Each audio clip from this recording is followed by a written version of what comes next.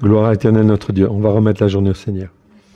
Seigneur, nous te rendons grâce dans le précieux nom de Yeshua. Je veux te demander pardon pour mes péchés, mes transgressions, mes iniquités, mes manquements, mes faiblesses, mes doutes, mes erreurs. Je viens vers toi tel que je suis, je me couvre du sang précieux de l'agneau. J'invoque les mérites de l'agneau pour que ta parole soit prononcée comme toi, tu le veux, à la gloire de ton saint nom. Qu'elle puisse être au bénéfice de ta grâce et qu'elle puisse être reçue dans tous les cœurs qui le veulent, à la gloire de ton saint nom. Qu'elle ne remonte pas au ciel sans avoir pleinement accompli ta volonté, mon Dieu, mon Père, dans le précieux nom d'Yeshua. Merci pour cette journée que tu nous donnes. Oui, que nous puissions entendre ta voix, à la gloire de ton saint nom, être fortifiés, restaurés, que ton nom soit béni, honoré, loué, toujours et partout. Alléluia. Amen. Bien, avant de commencer sur ce séminaire, je voudrais revenir sur un petit point, un passage en fin de compte des Écritures que vous connaissez, mais que je vais revoir. C'est donc en fait 2 Corinthiens, chapitre 6, versets 14 à 18. Ah, je vais le recentrer. Voilà. Ok. Ça va? Vous arrivez à lire? Oui? Vous voulez que je l'agrandisse un peu plus? Je peux? Ça vous va comme ça? Je vais même monter ça. C'est hyper merveilleux la technique quand même.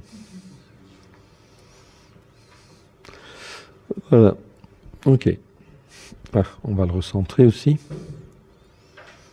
Voilà. Ok.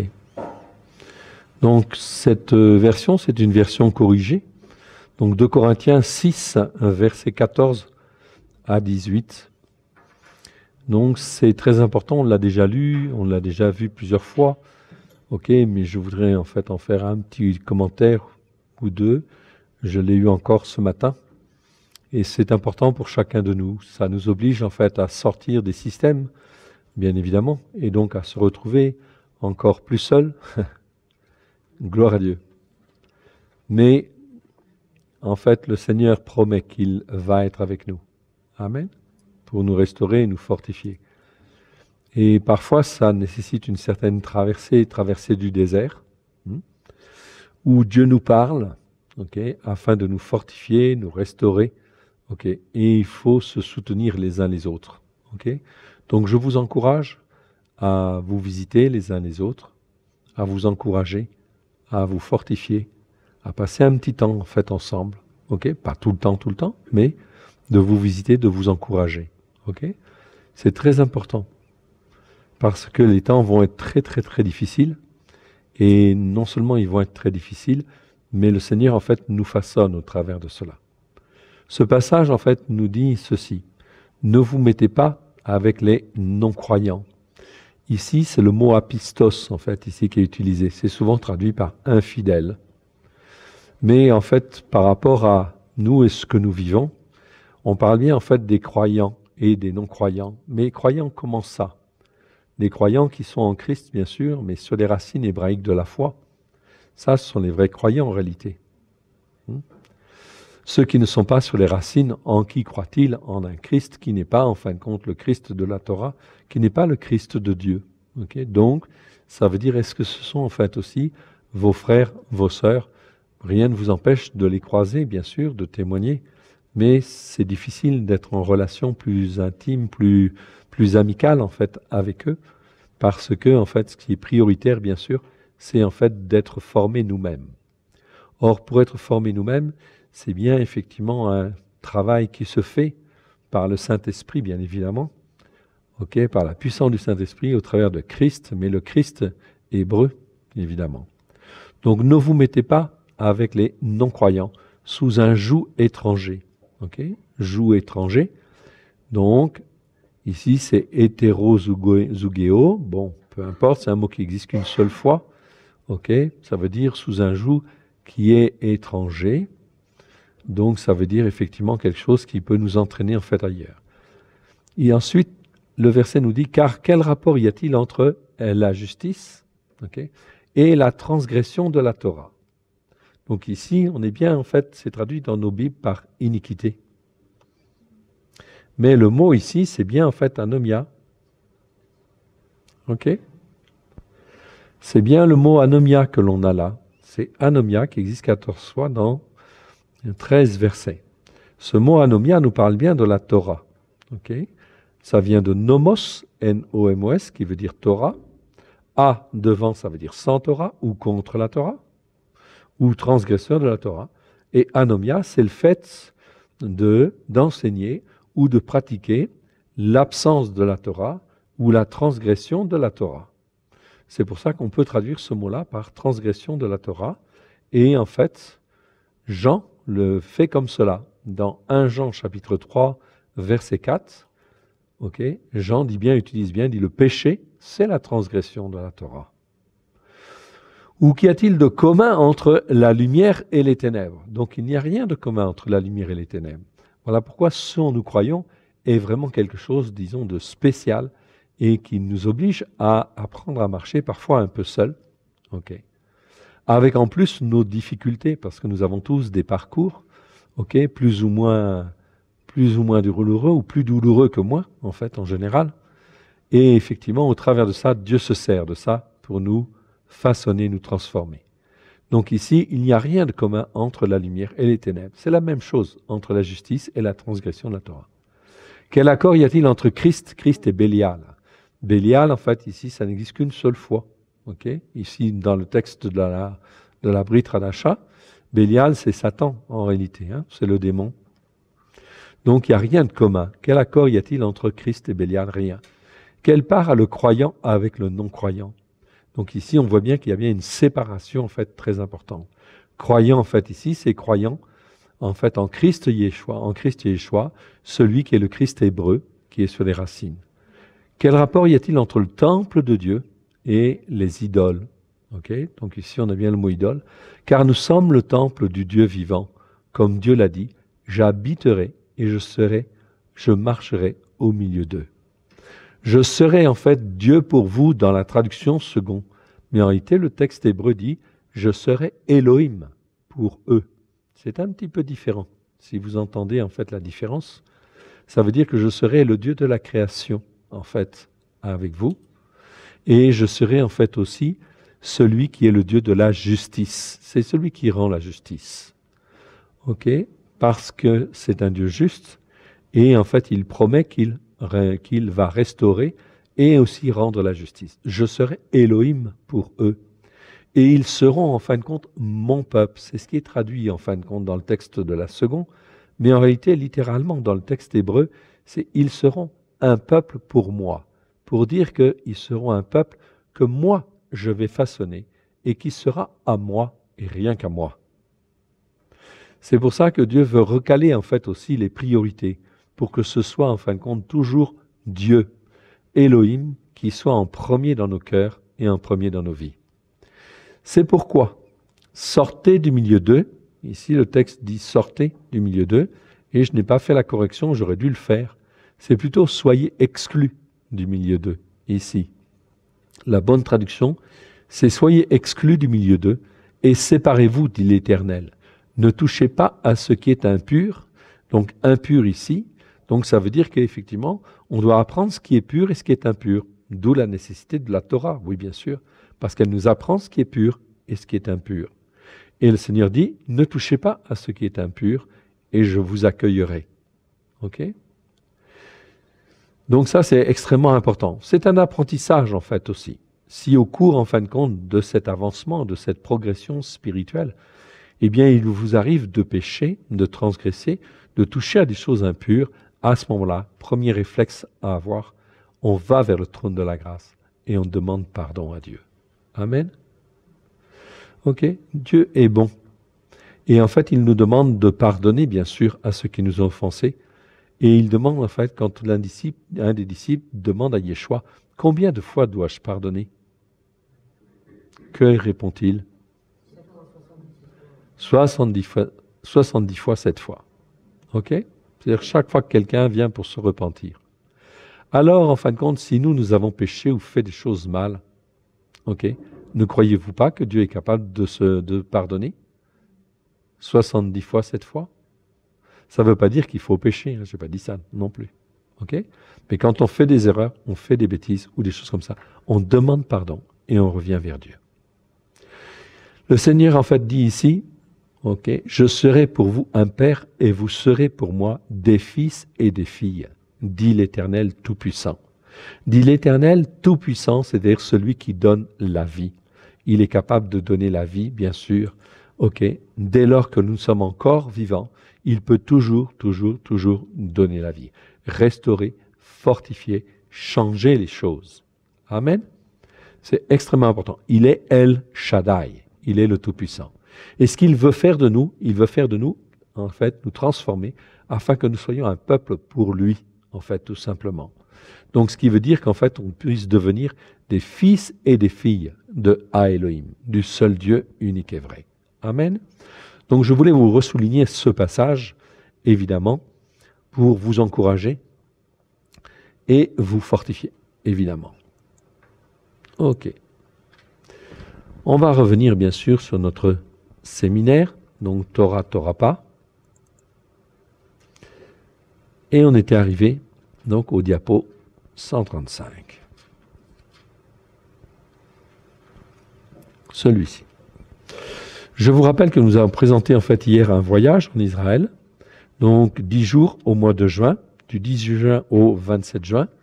Donc vous avez des plaquettes là-bas, vous pouvez en prendre plusieurs si vous le voulez, il n'y a pas de souci. Et si vous connaissez des amis qui sont intéressés, vous pouvez en fait leur proposer. Donc ce voyage, c'est un voyage sur les pas de Yeshua, donc vraiment sur les racines hébraïques de la foi, en fait, de manière à être ancré sur le Christ hébreu. Amen. Ok. Bien, nous étions arrivés dans Romains chapitre 8, versets 1 à 9.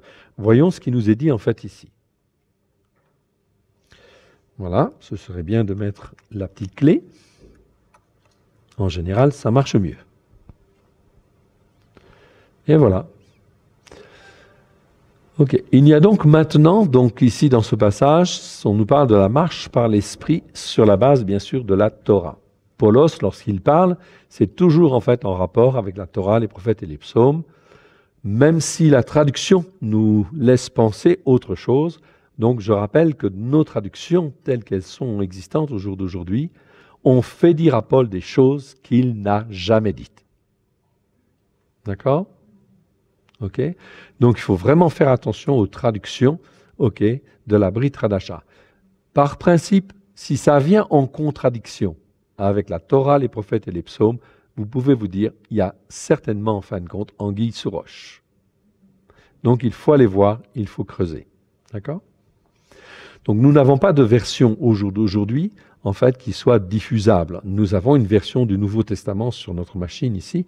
Ok, on travaille dessus, on espère pouvoir la sortir en fin de compte courant 2019, de manière à ce que vous ayez une version un petit peu plus élaborée, un peu plus proche des racines.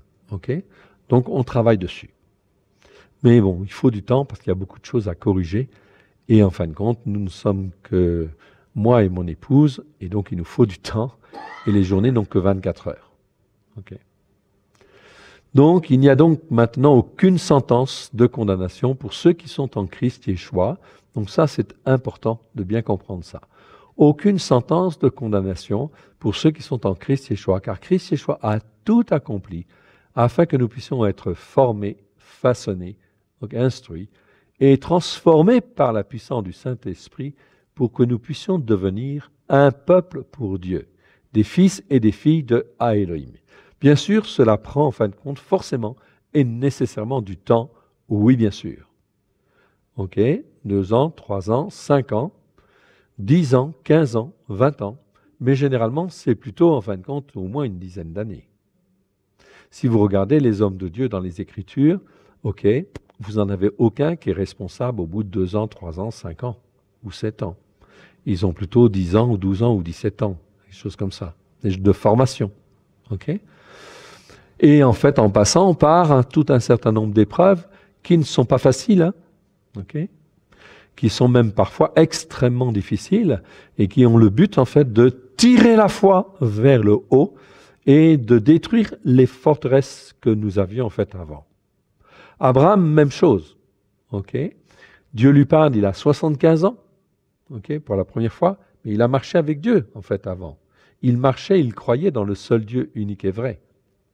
Il a appris en fait à marcher, et à l'âge de 75 ans, Dieu lui parle pour la première fois. C'est Genèse 12. Il va lui parler, il va être éprouvé en fait aussi, il fait la promesse. Mais Isaac, il ne va venir que alors qu'il a 100 ans, c'est-à-dire 25 ans plus tard. Ok?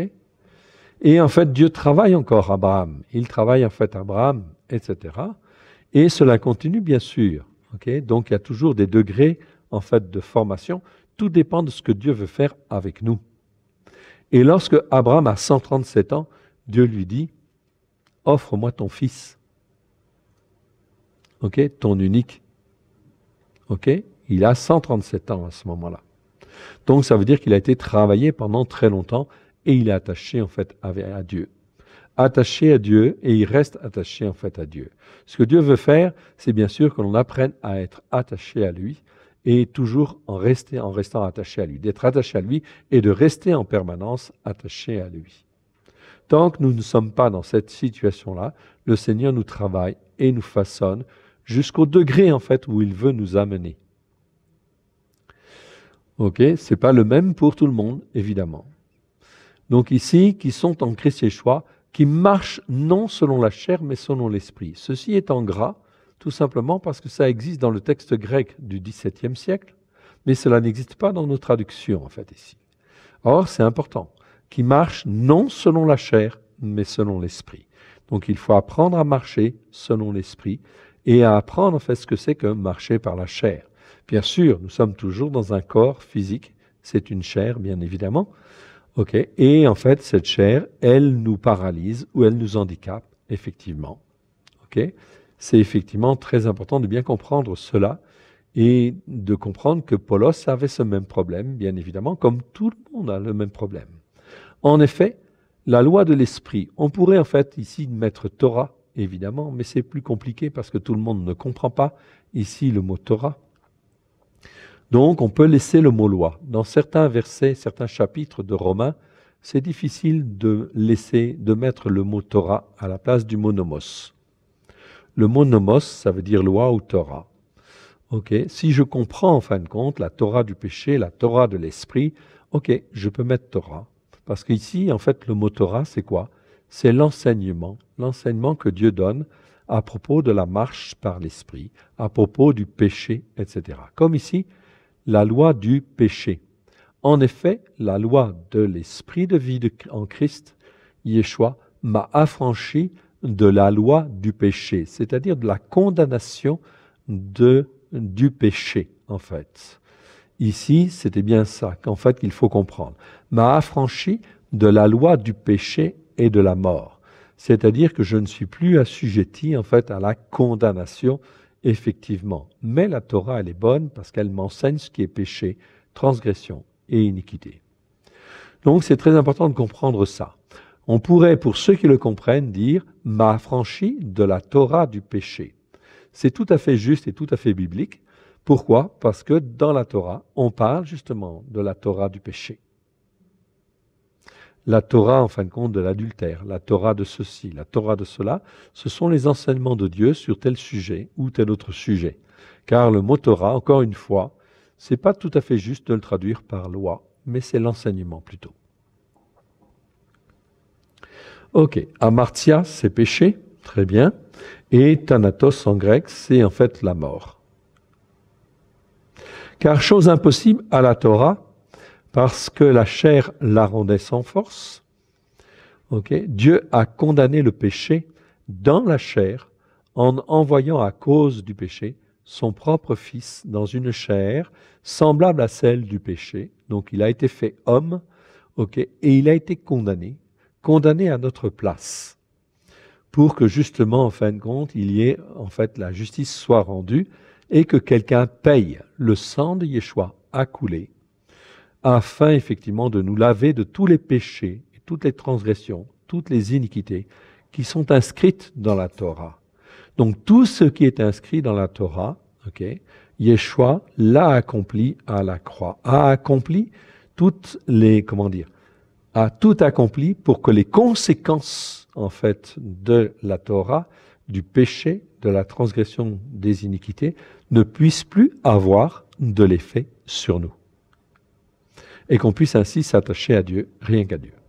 Et cela afin que ce qui est déterminé comme juste et droit par la Torah, donc ici c'est dikayoma.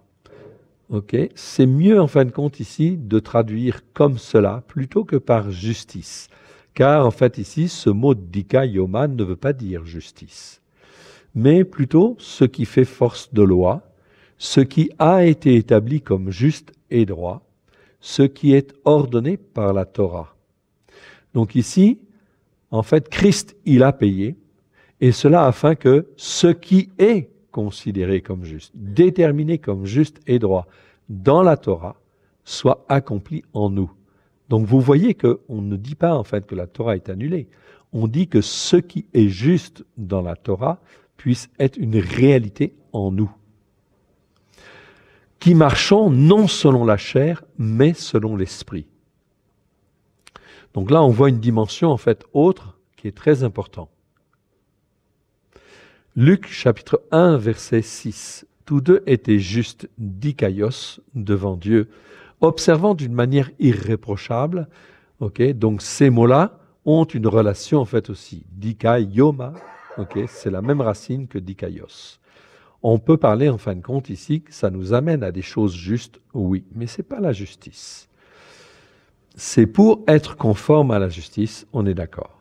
Tous deux étaient justes devant Dieu, observant d'une manière irréprochable tous les commandements et tout ce qui est déclaré juste et droit, okay, par la Torah, okay, de l'Éternel.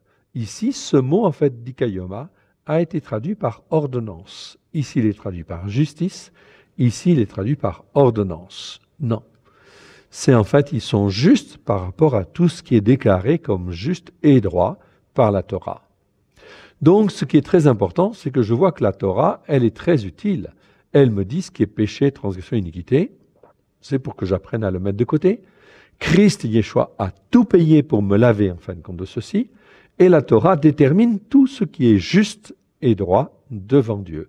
Pourquoi? Pour que j'apprenne à m'attacher à Dieu et à rester attaché à Dieu. Cela veut dire que je sais distinguer ce qui est pur de ce qui est impur. Vous comprenez? C'est ça qui est très important.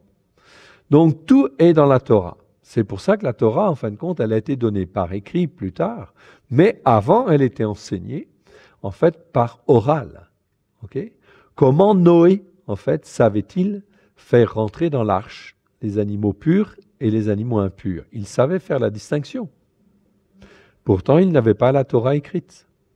Alors, comment connaissait-il cela? Eh bien, il le connaissait parce que c'était transmis, en fait, par oral, d'une part, et enfin par l'Esprit de Dieu, en fait, aussi, on va dire. Okay?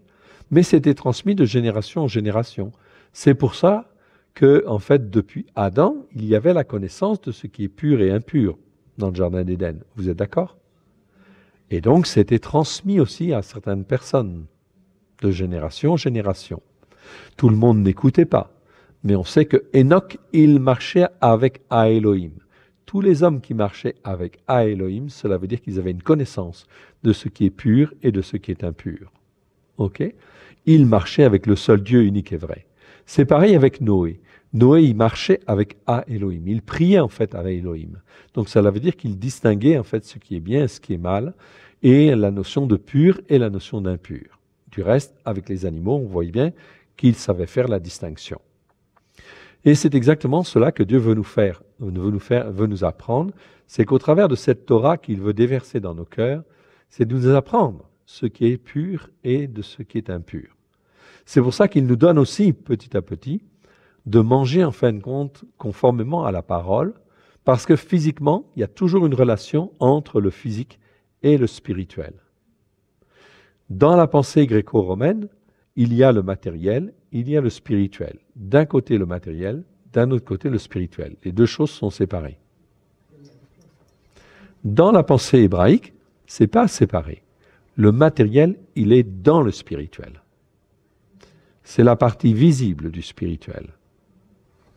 Donc il y a toujours une relation entre, donc dans la pensée hébraïque, il y a toujours une relation entre le physique, le matériel, et le spirituel. Sachant que le matériel, c'est une image terrestre des choses spirituelles.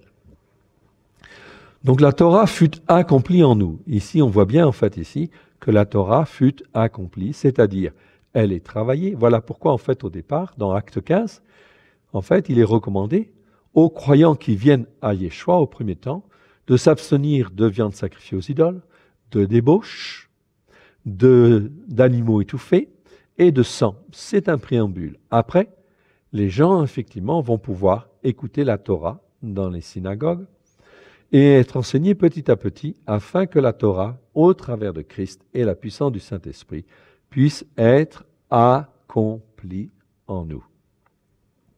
C'est-à-dire que l'on sache distinguer ce qui est pur de ce qui est impur. Autrement dit, comme nous avons lu tout à l'heure, aussi dans Corinthiens, c'est que Dieu nous façonne, nous transforme. Il nous dit, ne touchez à rien de ce qui est impur. Et ce qui est pur, au contraire, c'est très bien. Ça, vous pouvez y aller. Et donc, le Seigneur nous façonne, nous transforme, afin, justement, que nous puissions être des fils et des filles de Elohim. Mais pour cela, il faut nécessairement, je dis bien nécessairement, passer par la Torah, pleine de grâce et de vérité, révélée par Christ Yeshua, qui lui-même est la Torah incarnée. Amen. Qui est la parole de Dieu incarnée. Ok? Dans 1 Jean chapitre 1, verset 1, non, dans Jean chapitre 1, verset 1, il est dit « Au commencement était la parole ». La parole était avec Dieu et la parole était Dieu. C'est quoi qui était au commencement? Quelle était la parole qui existait? C'était la Torah. En fait, tout est basé sur la Torah. La Torah, c'est le cœur même des Écritures. On peut dire, en réalité, que toute la parole de l'Apocalypse, de la Genèse à l'Apocalypse, c'est la Torah, en réalité. D'accord?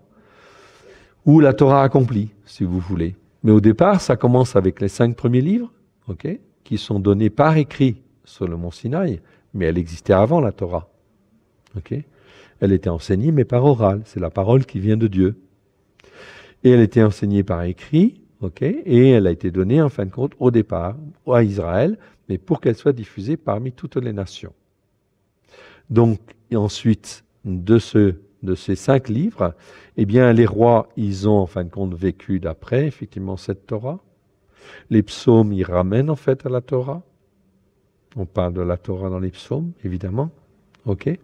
On va te dire dans le psaume 119 que, en fin de compte, la Torah, elle est parfaite, elle restaure l'âme. Les prophètes, ils ramènent, en fait, à la Torah. Et Yeshua, qu'est-ce qu'il dit? Matthieu chapitre 5, verset 17. « Je ne suis pas venu pour abolir la Torah et les prophètes, je suis venu pour l'accomplir. » Amen. Même chose que ça, c'est-à-dire qu'elle soit accomplie en nous. C'est-à-dire, le mot veut dire que cela nous remplisse à déborder. Ok? C'est ça que ça veut dire. Donc, en fait ici, de la Genèse à l'Apocalypse, on pourrait dire que c'est la Torah. Tout simplement. C'est pour ça que le Nouveau Testament, nous, quand nous le traduisons, en titre, nous avons dit la Brit Hadasha ou la Torah accomplie. Parce que le but de Christ Yeshua, c'est que cette Torah soit accomplie en nous. Ok? Pleine de grâce et de vérité. À nous qui marchons non selon la chair, mais selon l'Esprit. C'est l'Esprit de Dieu qui, au travers de cette Torah, nous forme et nous façonne. Ce n'est pas un but en soi. C'est bien, en fait, aussi, comme on a vu hier, la Torah, c'est quoi? C'est un cadre qui forme. C'est, en fin de compte, une structure formante, okay, qui nous fait là pour nous façonner, nous instruire, afin que nous soyons fils et filles de Dieu au travers de Christ Yeshua. Nomos, c'est Torah, bien sûr. Ok, donc ici, il me manque un verset, il va arriver. Ok. Voilà. Ceux, en effet, qui vivent selon la chair s'affectionnent aux choses de la chair, tandis que ceux qui vivent selon l'esprit s'affectionnent aux choses de l'esprit. Donc la Torah, elle est spirituelle. Oui, bien sûr, c'est pas quelque chose qui vient de la terre, ok, ou qui est attaché à la terre. Non, la Torah, elle vient d'en haut. Elle est spirituelle. Elle me permet de m'attacher à Dieu et de rester en fait attaché à Dieu.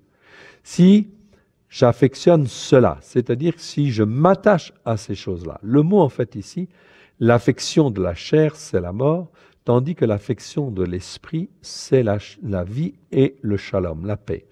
Le mot affection en fait ici, c'est le mot phronéma. Phronéma, on le traduit par affection,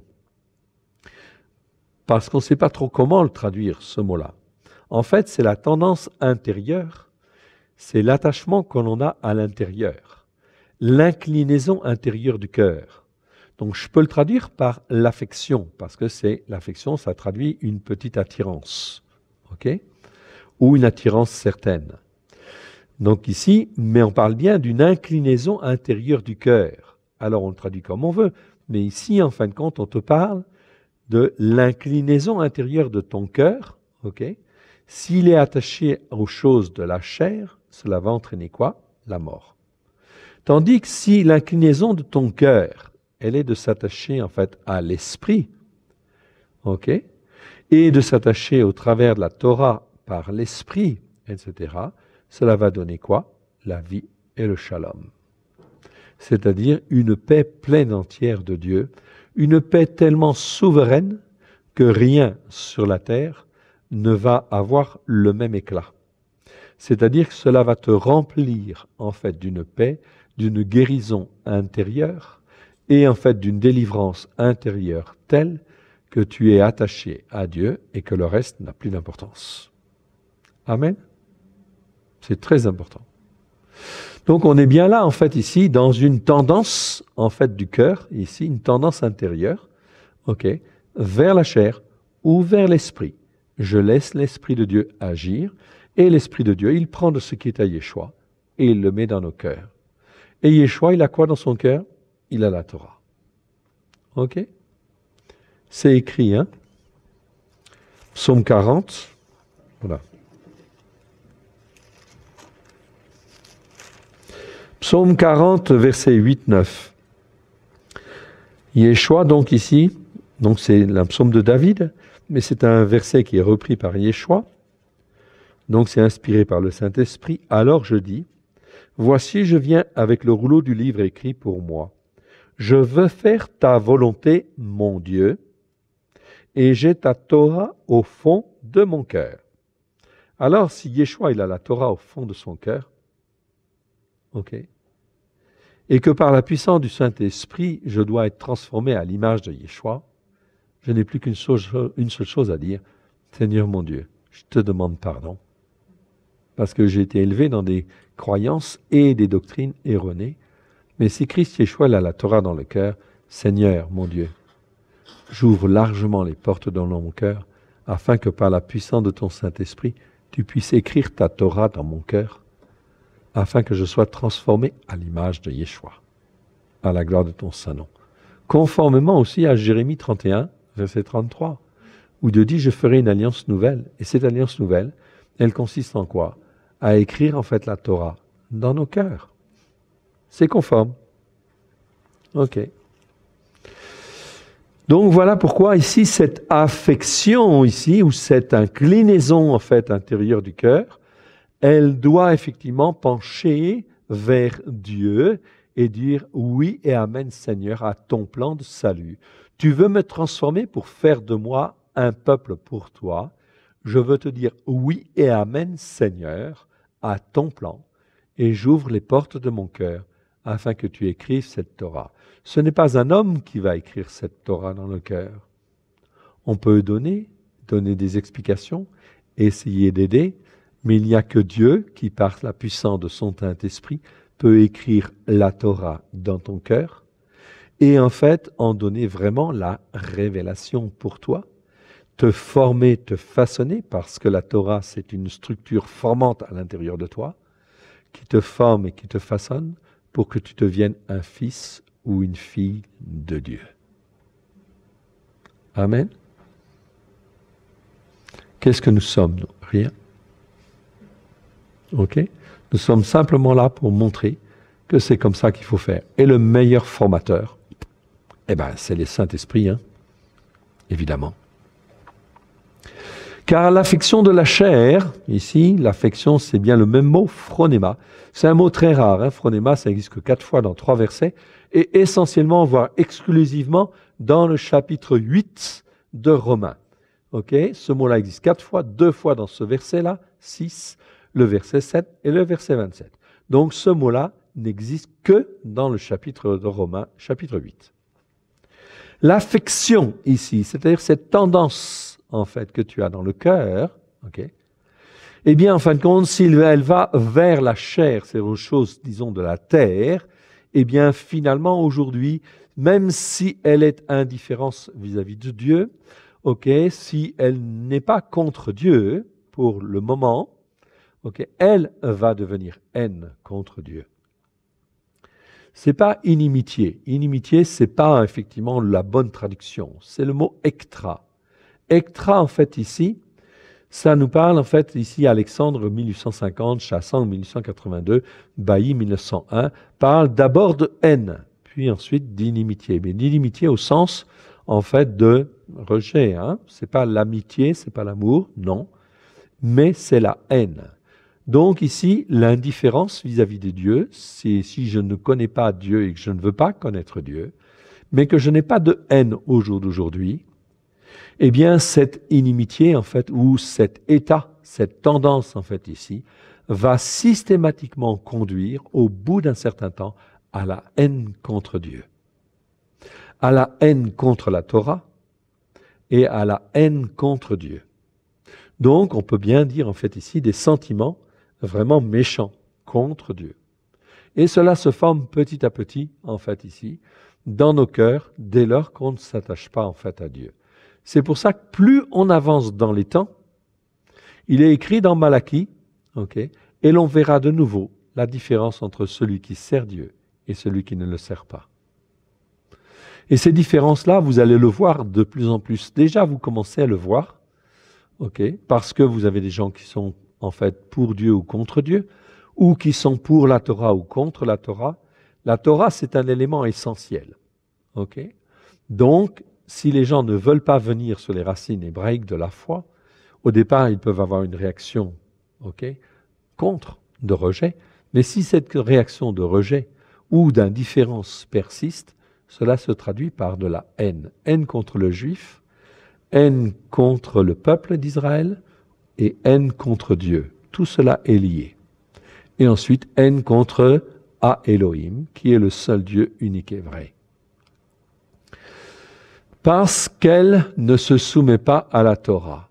Cette tendance, en fait, ici, de la chair, elle finit toujours par de la haine contre Dieu. Parce qu'elle ne se soumet pas à la Torah, tout simplement, de Elohim. Et qu'elle ne le peut pas. La chair, en fin de compte, ne peut pas. Ok ? La tendance de la chair, elle est contraire à Dieu. La marche par la chair, la Bible nous dit très bien, elle est contraire en fait à Dieu. Elle s'oppose à la marche de l'esprit. Et nous avons dans nos propres corps cette tendance qui vient en fait à l'encontre de la tendance de l'esprit, en fait. C'est donc bien une lutte. Et donc, je n'ai qu'une seule solution, en fait, moi, c'est faire taire la chair, la crucifier à la croix, et au contraire, faciliter, en fait, l'affection, en fait, de la marche par l'esprit. Afin que la Torah puisse, dans sa structure formante, comme on a vu hier, nous former et nous façonner pour qu'on soit des fils et des filles de Elohim. Ok, donc on peut dire, en fait, ici, haine, cela se traduit toujours par de la haine ou haine potentielle contre Dieu. Donc la haine ne s'exprime pas forcément tout de suite, mais ça finit toujours par se traduire par de la haine, se transformer en haine contre Dieu. Toujours, d'après les Écritures, c'est toujours. C'est pas que de temps en temps, ou ça peut, non, ça se finit par toujours par se transformer. Torah, c'est bien nomos ici, très bien. Or, ceux qui vivent selon la chair ne sauraient plaire à Elohim, bien évidemment. Pourquoi? Parce que la Torah, elle est spirituelle, parce que Dieu, il est dans le ciel. Le physique, encore une fois, dans la pensée hébraïque, il est dans le monde spirituel. Tout ce qui est matériel, c'est inclus dans un monde, qui est un monde spirituel. Là, on est dans la pensée hébraïque. Pour nous, vous ne vivez pas selon la chair, mais selon l'esprit. Si du moins l'esprit de Elohim habite en vous. Donc ça, c'est vraiment très clair. Il faut absolument que l'esprit de Dieu habite en nous. Car si l'esprit de Dieu n'habite pas en nous, aucune transformation ne peut se faire. L'homme naturel, il ne rentre pas dans le royaume de Dieu. L'homme aussi formé, psychikos, c'est-à-dire qui est formé intellectuellement, qui est en fait c'est discipliné, qui est façonné par les études, etc., gréco-romaines, etc., ce qu'on appelle les stoïciens ou les épicuriens, tout cela, en fin de compte, ils considèrent que leur âme est plus importante. D'accord? Ça veut dire que le raisonnement est au-dessus. Et en fin de compte, c'est ce qui prime. On veut, en fin de compte, par exemple, réduire Dieu à notre compréhension. Ça peut être très grave. C'est le problème des stoïciens. C'est-à-dire qu'ils sont élevés, formés, façonnés, ils ont beaucoup de connaissances, ils ont beaucoup de connaissances intellectuelles, mais ils veulent tout ramener Dieu à leur connaissance intellectuelle. Donc ça, cette forme de pensée, elle est très dommageable parce qu'elle empêche de marcher avec Dieu. Vous comprenez? Il faut que, en fait, notre âme, elle puisse communiquer avec l'Esprit de Dieu. C'est-à-dire qu'on ne considère plus notre âme comme étant notre chef, mais on a un chef au-dessus, c'est en fait Christ, ou c'est l'Esprit de Dieu, etc., qui, en fin de compte, est au-dessus. Et il faut que j'accepte qu'il y a des choses que je ne peux pas comprendre. D'accord? C'est très important. C'est très important parce que cela veut dire que, dans ce cas-là, je me soumets en fait à Dieu. C'est une question de soumission à Dieu qui est au-dessus, en fin de compte, de moi et qui, en fait, va me révéler certaines choses par son esprit. Et cela va alimenter mon esprit, mais c'est plus mon âme qui est le chef. Donc, mon âme ne doit pas être le chef. C'est ce qu'on appelle la Bible appelle ça les hommes psychikos. C'est mal traduit, c'est traduit par homme animal. Mais ce n'est pas la bonne traduction. On le verra dans un prochain séminaire, de toute façon. C'est des choses qu'on verra dans les prochains séminaires. Romains chapitre 9, versets 1 à 5. Je dis la vérité en Christ, je ne mens pas, ma conscience m'en rend témoignage par le Saint-Esprit. J'éprouve une grande tristesse et j'ai dans le cœur un chagrin continuel. Car je voudrais moi-même être anathème et séparé de Christ pour mes frères, mes parents selon la chair, qui sont israélites et qui appartiennent l'adoption. Donc ici, Paulos se rend compte que lui, il a une certaine compréhension en fait des choses parce que Dieu l'a touché par son Saint-Esprit au travers de l'apparition avec Yeshua. Donc il a été renouvelé. Pourtant, c'était quelqu'un de très intellectuel, oui bien sûr, trop intellectuel, mais il était quelque part dans l'ignorance. Il le dit lui-même. Donc ici, il parle en fin de compte de ses frères juifs, des gens de sa famille, qui sont israélites, à qui appartiennent l'adoption. Ici, la gloire, les alliances, l'action d'établir la Torah. Ici, en fin de compte, les alliances, diatheke, ça marche. Ici, nomothésia. Nomothésia, c'est un mot qui n'existe qu'une seule fois dans les Écritures. Nomothésia, ça nous parle de nomos, ici, vous voyez nomo, ça vient de nomos, et thésia. Thésia, c'est faire une thèse, c'est établir quelque chose, établir une doctrine, établir une thèse. Donc, l'action d'établir la Torah, en fait, ici, ou de l'expliquer, ou de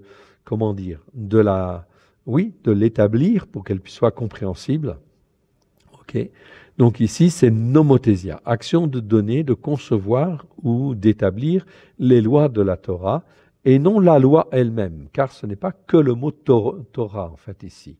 C'est nomothésia. Le culte, en fait, aussi, ici, est l'accomplissement des promesses. Tout appartient, en fin de compte, déjà, au départ, à Israël. Parce que Dieu a fait alliance avec Israël. Oui, Dieu n'a jamais fait alliance avec aucune nation. Vous êtes d'accord? Et ça, c'est très important. Voilà pourquoi Dieu, dans sa bonté et sa miséricorde, il ouvre la porte aux nations. On est d'accord? Afin que les nations puissent être greffées sur la racine d'Israël.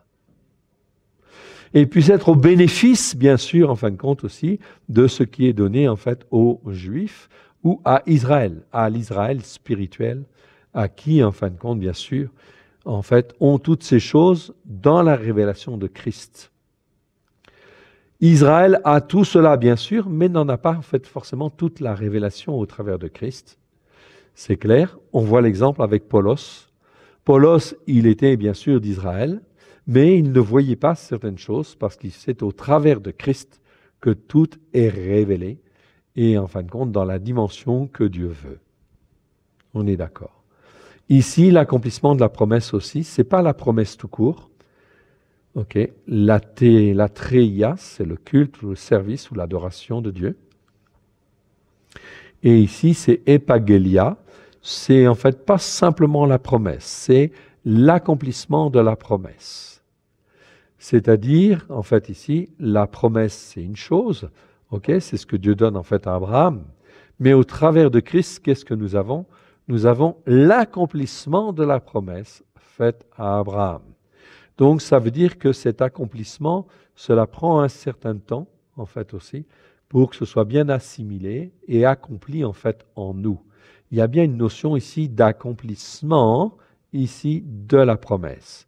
Et quand on parle de l'accomplissement au sens hébraïque du terme, cela veut dire que ça commence à un moment, et puis en fait ici, étape par étape, gloire en gloire, j'en ai un peu plus, jusqu'à ce que ça déborde. Ok? Donc ce n'est pas l'accomplissement d'une promesse simplement, c'est l'accomplissement des promesses, jusqu'à ce que ça déborde dans ton cœur et dans ta vie. Pourquoi? Eh bien, pour que ça puisse être connu tout autour et que la gloire de Dieu puisse se répandre. Ici, donc, en fait, ici, l'action d'établir la Torah, le culte, l'accomplissement des promesses, et ses pairs. Ok? Donc ici, il y a bien ici un démonstratif, en fait, ici. Ok? Ce qu'on appelle un article défini en grec, qui est en fait un peu équivalent au français, en fait, au démonstratif. Okay. Et ces pairs-là, okay, qui sont issus selon la chair, non, de qui est issu selon la chair, voilà, ici, selon la chair, le Christ, ici j'ai bien un démonstratif en fait aussi, même chose que là. Donc le Christ, c'est-à-dire ce Christ-là dont on a parlé en fait avant, ok. Ce Christ-là, il doit venir et c'est un descendant en fait dans la chair, donc c'est un homme, ok, qui naîtra d'une femme, ok, et il s'appellera en fait le Christ. C'est pour ça que Pierre, il a la révélation justement de ce Christ qui devait descendre en fait des pères. Et selon la chair, qui devait venir à un moment donné ou l'autre. Celui qui est Dieu. Ici, le texte du XVIIe siècle dit littéralement « celui qui est Dieu au-dessus de toute chose ». Ah, c'est intéressant ça. Parce que, effectivement, dans nos traductions du XIXe siècle, jamais on te dit en fait directement que Christ, il est Dieu, en fait aussi. Parce que ça pose un problème, en fin de compte, pour certains. Ah, il y aurait plusieurs dieux? Non, il n'y a pas plusieurs dieux. Il est Dieu au sens qu'il est tout-puissant, etc. Et il agit avec toute puissance. Il est Dieu parce que, justement, il est aussi, en fait, omniprésent. Il est capable, lorsque tu pries, bien sûr, de répondre à ta prière.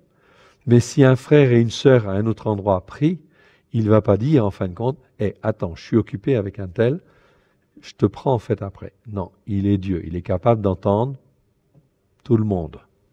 Ok? Donc il est forcément Dieu.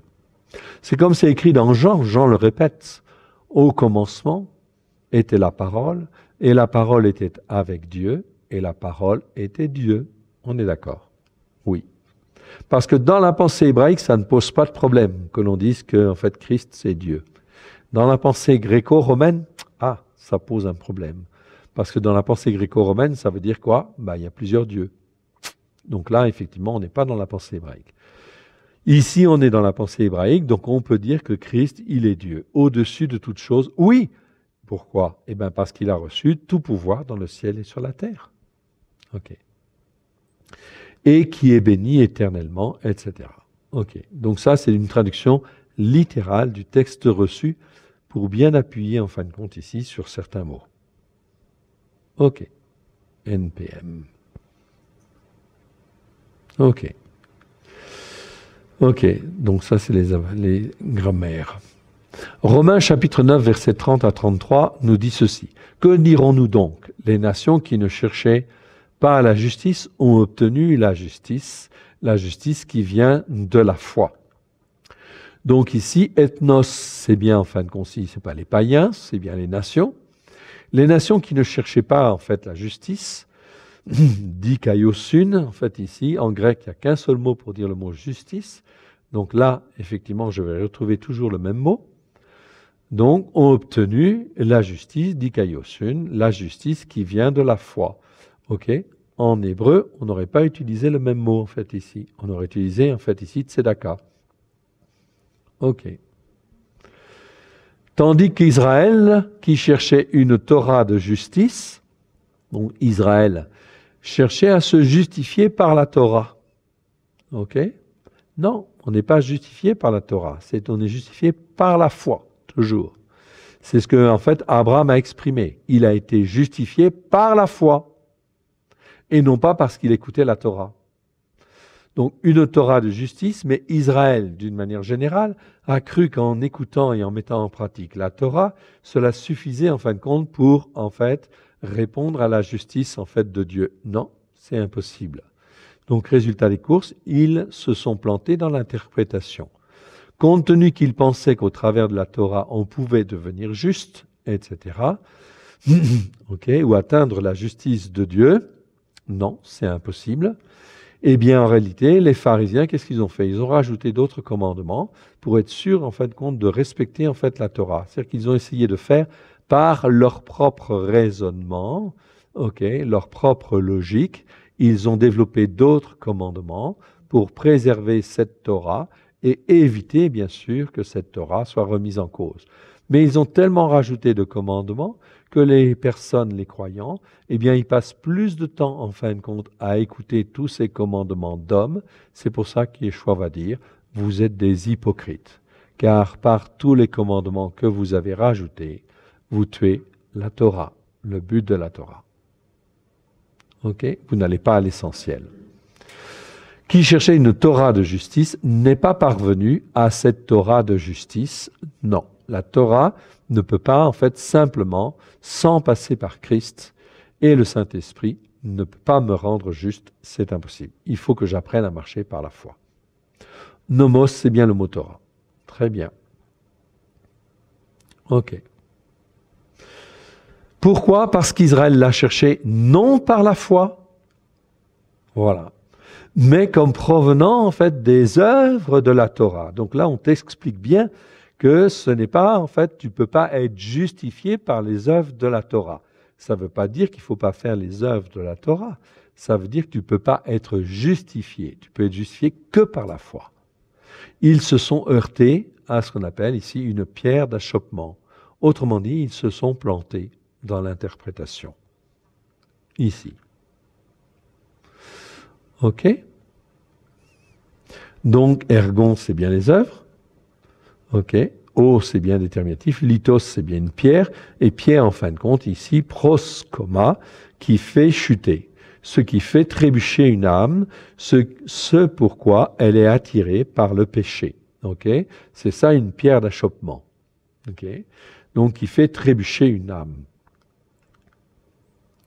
Ok, donc ici, confirmation, bien sûr, avec Ésaïe. C'était déjà écrit, hein, écrit dans Ésaïe, chapitre 8, versets 14 et 15, et où Ésaïe 28, versets 16, 17, extension en fait à 22, on te parle en fait ici que mon peuple, parce qu'il ne me sert pas avec son cœur, il ne verra dans la Torah que règle sur règle, règle sur règle, précepte sur précepte, etc. Et en fin de compte, ils ne me servent pas avec leur cœur. C'est toujours une histoire de cœur, en réalité. C'est bien mettre en pratique, hein, c'est pas les fruits. C'est aussi les fruits. Ah oui. C'est aussi les fruits. C'est mettre en pratique, mais c'est aussi les fruits. Parce que le but de la Torah, c'est quoi? C'est l'amour. Hein? Le but de la Torah, Rachid l'avait très bien expliqué. Au Moyen-Âge déjà, lorsqu'il enseignait en fait ses disciples, il disait en fin de compte, le but de la Torah, c'est quoi? C'est l'amour. C'est l'amour, en fin de compte, c'est d'aimer Dieu de tout son cœur, de toute son âme, de toute sa force, et d'aimer son prochain. Si tu comprends ça, c'est bien. Tu as compris en fait le but de la Torah, les œuvres de la Torah.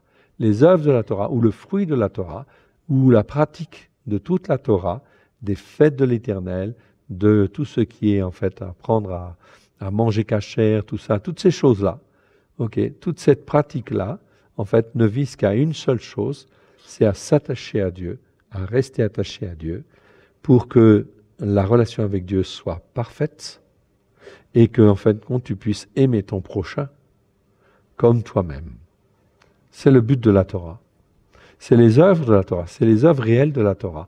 Mais ici, effectivement, on va l'utiliser, comme tu le dis, d'une manière, en fin de compte, plus pratique. C'est-à-dire qu'on va s'intéresser aux œuvres, mais à l'apparence des choses. Donc, ce n'est pas suffisant. À l'apparence des choses, ok, donc c'est pas bon. Donc, le mot ergon, en fait, ici, a un sens, en fait, très général, hein, en fait, aussi.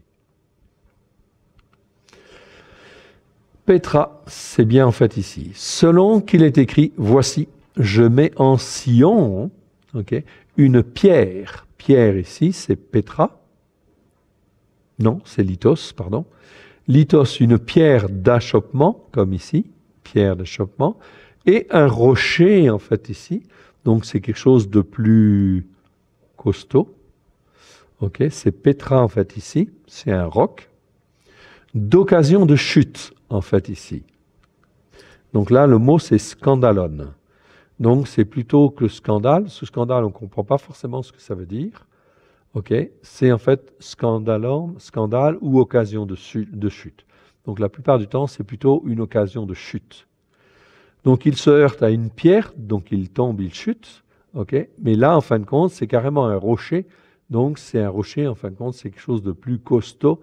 Et en fin de compte, il chute complètement. Celui qui croit en lui ne sera point confus.